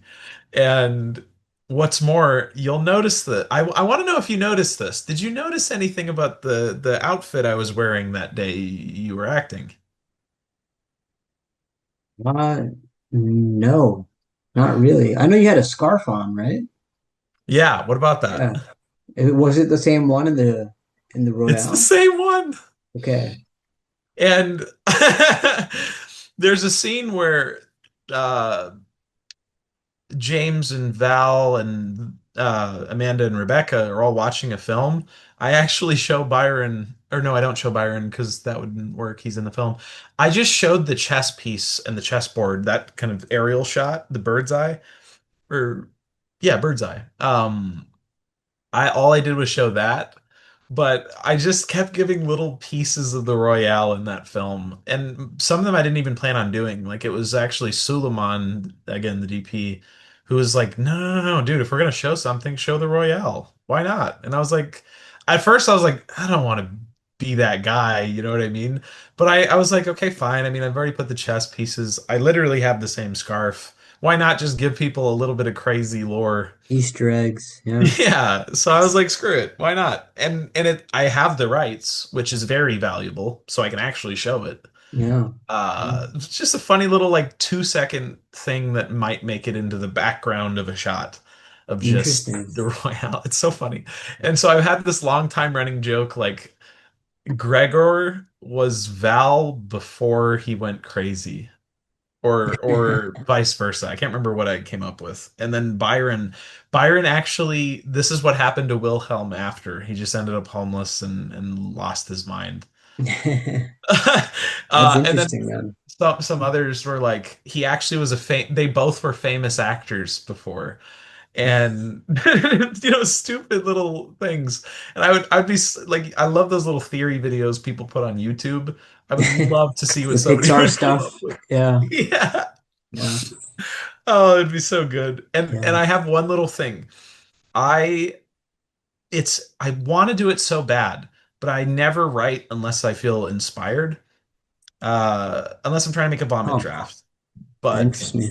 but usually no, everything I've had have just came from inspiration. Just randomly came to me one day. I have never As it sat down does. to write something.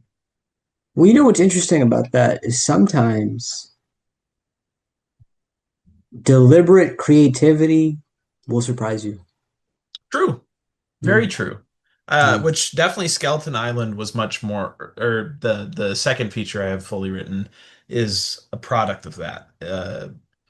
where I did deliberately sit down many, many times, but almost all of the core themes and points just randomly came to me. Yeah, I almost think it's just God at this there's point. I don't know. this beautiful thing that Brianna Weist, Brianna um, Weist. I don't know who that is. she's a great writer. I love her stuff. Brianna She has this Weist. one thing that she said. Weist. How do you Here's what it is. She goes, Oh, Weist. Weist. yeah. I thought However you she said says it, I'm Weist. not entirely sure. I'll have to ask her someday. Yeah, yeah. But Oh, she's live. Okay. yeah, she was talking about like things that feel like yeses. They're sort of natural. They're once. They're immediate. And Hmm. then she goes, it's a yes that's an initial knowing, the details of which surround and fill with time. And I love that. The It's cool. details of It's which so it's fill like with. kind of like what you're talking about, where eventually the other stuff came to you. But at Hmm. first, That's good. you were initial, you were deliberate. Hmm. Hmm. Yeah. Very But good. Daniel, I was wondering, man, do you have any closing thoughts? Anything Oh, you felt like you wanted right. to say, you didn't I get a chance to, or something I on your mind you forgot wanted to express? that I actually that I want to see if there's a possible world where the Royale could be made into a feature. So bad. Uh, I just feel like sharing that. I don't know why, but maybe it's just because I don't have anything coming to me.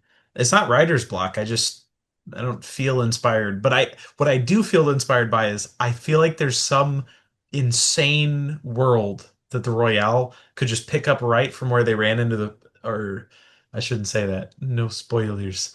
But where the ending happens just pick up right from there and just see where it can go. I feel like that would be one of the most free, fun experiences. Just pure madness. Where can this go? I feel like that'd be so I'll tell fun. you, when I watched The Royale, from what I can remember of it, it Yeah, yeah. it's kind of like chess with Dracula. That's what Hmm. I thought as chess with Dracula. Chess with Dracula. Yeah, he kind of looked like Dracula. That's funny. Dude, and honestly, some of his shots, man, like I'm not kidding, that scene where he's just looking at Gregor for about a minute straight, that's not cut. He did not blink. He didn't blink for I'm trying to remember the exact time, but it was almost like a minute and 10 seconds or a minute something. I have no idea what compelled it. Like there is a blinding little like lantern of real flame at his side that somehow isn't like blinding him. And he's just looking me dead in the eyes the entire time or the camera, sorry. I'm thinking he looked right in the camera's lenses for almost a minute plus without blinking once. I have no idea. Like you can watch it and see it again. I have no idea how he did it. Shout out Byron. Uh Incredible. Michael Caine would literally bow. I'm just saying, because he's all about that, like, don't blink, don't blink, don't you freaking blink. And dude, Byron took that note and ran. Like Mm, Michael Caine walked so that Byron could run. Quote that one. I wow. have no idea how he did it, but that is something like almost magical to this day because what is the world record for? It's probably ridiculous. How long has someone went without blinking? An hour and 31. God, how? Reptilians in human skin. Nah, straight up. Okay, Yeah. what's like a normal time for not blinking longly? Longly? Long? Yeah, maybe 45 1 to seconds. 2 minutes before it becomes extremely uncomfortable and dry. So I'm gonna be honest, he basically did like the human limit Hmm. of not blinking because obviously an hour and 31 minutes is preposterous. Yeah, Uh, I would need to see a video of that. I'm just going to be honest. But fascinating. Fascinating. no, like a minute and 10 is insanely impressive. And it added so much value Uh, to the unease you feel because you see it. You do not see him blink. Yeah. And I bet you didn't even register that at first. Like it's so subconscious how it hits because it just is uncomfortable to see somebody not do a normal human urge so long, you know? Yeah, that's true. Incredible. Um, Kind of Yeah. random, but I feel like sharing that. No, Uh, it's cool. It's cool when people get, excited about the things that they make, and it yeah. makes a person like me more curious about it. I think I like what you did Mhm. because that right there, talking more about it, is its own kind of marketing. It's natural. It's what they say, word of Yeah. mouth. Because I'm gonna be real with you. I saw it once, and that was ever it. Yeah. And now it's like I'm a little bit more curious because you're talking so passionately about it. So Yeah. it's part of the equation. So thanks for sharing that. There's one little thing I stole from Kubrick in that film. Or I guess Nicholson, a mix of them, because I'm pretty sure it is Kubrick who asked him to do it. But there's a thing called micro glances. It's very interesting.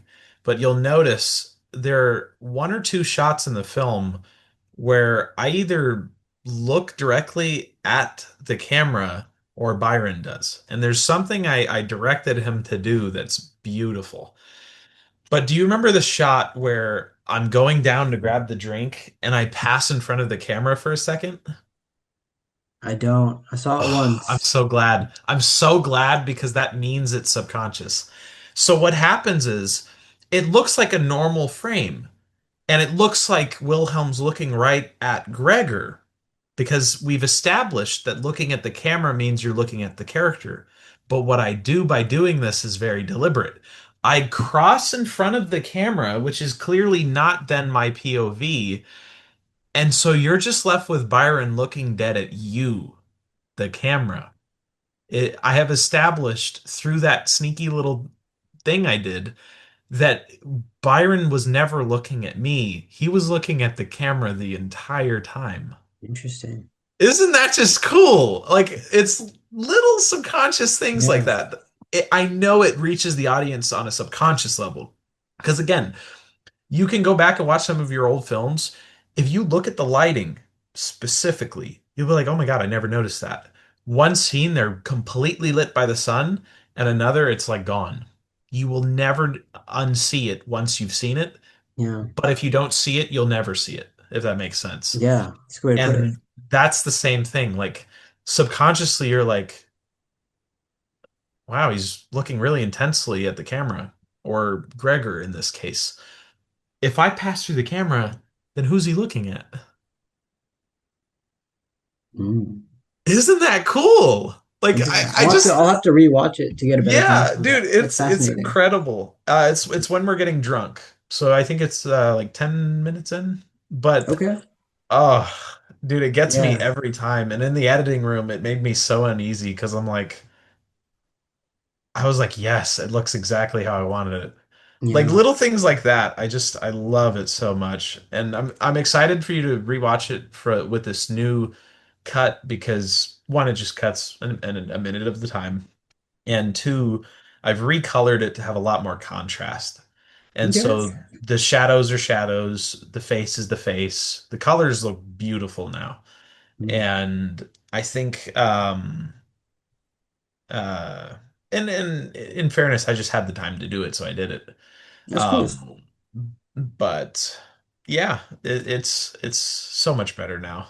And I also fixed the audio in well, not all of it. I can't fix bad audio, but Mhm. what I did at least was fix the export settings for the audio. So it should sound at least somewhat better. Mm. Because I've specifically edited the export settings to YouTube specifically, as opposed to letting YouTube do it for me, which is of course not going to be as good. So little Interesting. things. But yeah. Mm. But yeah, Daniel, this was fun, man. Thanks for being Yeah, here. I do have one last question for you. Um, you said your own short film projects. I was curious how progress has been on maybe future work or if there's consideration. Yeah, Or has it just strictly been like novel, writing, poetry, etc.? I'm gonna say at the moment, no comment. Fair, fair. Gotta I sign an want, NDA. yeah. I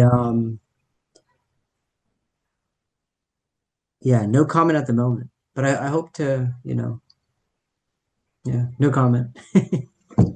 Okay, Yeah. sneaky, sneaky. Sneaky, sneaky indeed. Yeah.